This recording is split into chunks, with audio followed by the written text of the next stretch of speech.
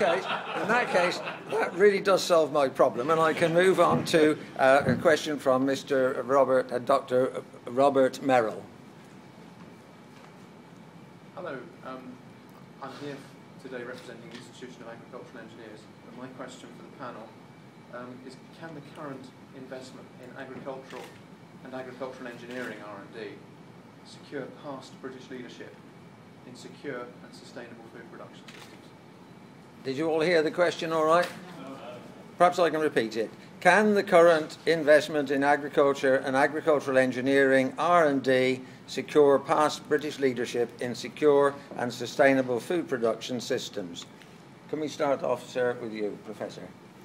Well, I work at a university, so any call for more research funding clearly is going to resonate with me.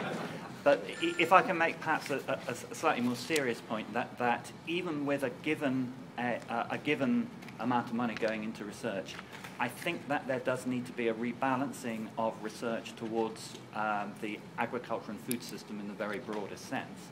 I think that for very sensible reasons.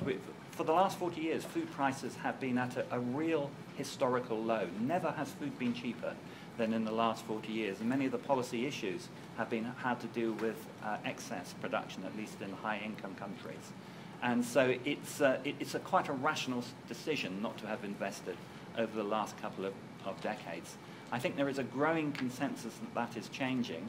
I think that there does need to be investment, including in some of the areas which have, and I hope you'll forgive me, have not been as sexy as, say, perhaps some of the plant genetics. And agricultural engineering is incredibly important, not only to increase yields, but also to increase efficiencies. We have to produce more food with less inputs, less nitrogen, less water, and agricultural techniques which go by the name of precision engineering, which covers many things, are means of getting what the plants or the livestock need more accurately and with less waste.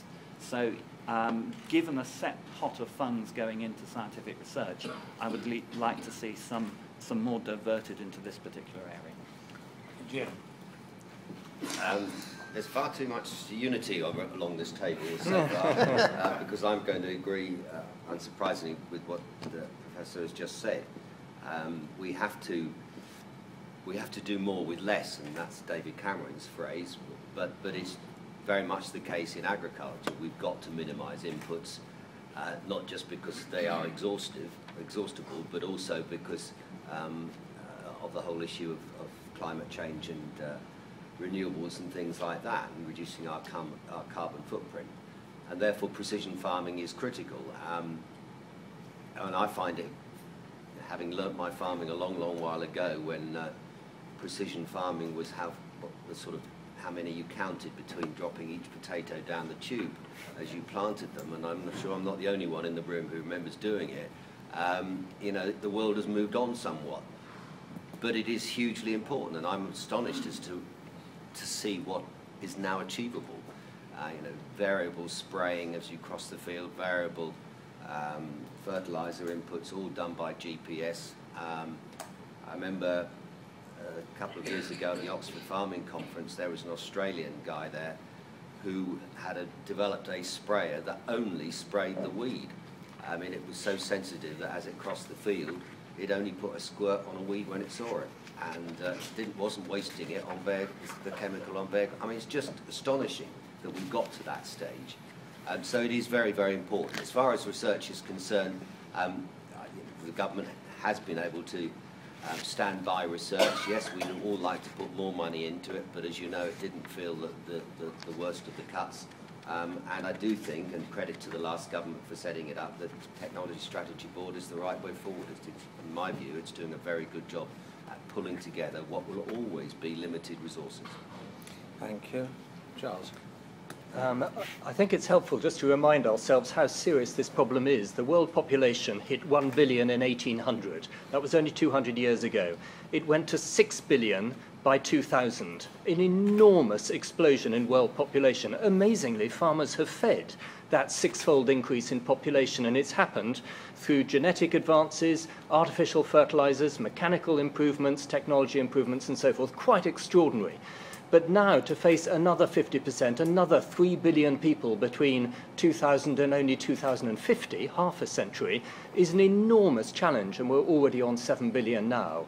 How we're going to feed those extra people when there is no more land available to us without taking down rainforest or ploughing up environmentally sensitive land, and with climate change occurring, people's diets changing, which means they want to eat more meat, which is more intensive to produce, and so forth. It is an extraordinarily huge challenge for us to meet. We are not going to do it without huge further increases in technology. And investment in R&D really needs to come right at the top of the CAP agenda, not just the UK government agenda. What a lovely movement is you, Richard. Yeah, thank you very much. Well, I think everybody's agreed the need to increase food productivity. Certainly the United Nations, certainly the European Union have put figures to it that within the next 20, 25 years you need to increase global food productivity by anything between 70 and 100%. Now, when I look around the room here, I suspect I'm not the only one who in my farming career can say, well, we've done that once. Actually, I suspect when I look around the room, I'm not the only one who started his farming career on a little grey Fergie with a binder behind it. And so if you think where we've come from and where we are now, that's phenomenal.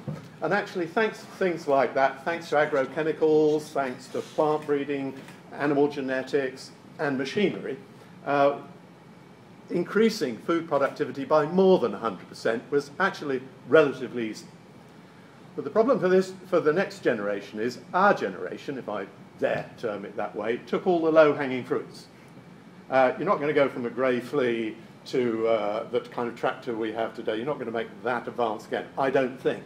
So therefore, as you refine it more, and as Jim quite rightly said, the advances in productivity are going to be made through precision farming, for example, use of IT, computer technology, is much, much, much more expensive to research. And so therefore, it's important that we, and I'm wearing the European Union hat now, take that message on board and direct a lot more funding towards research and development budgets. And that we certainly are doing and can promise that more money will be available.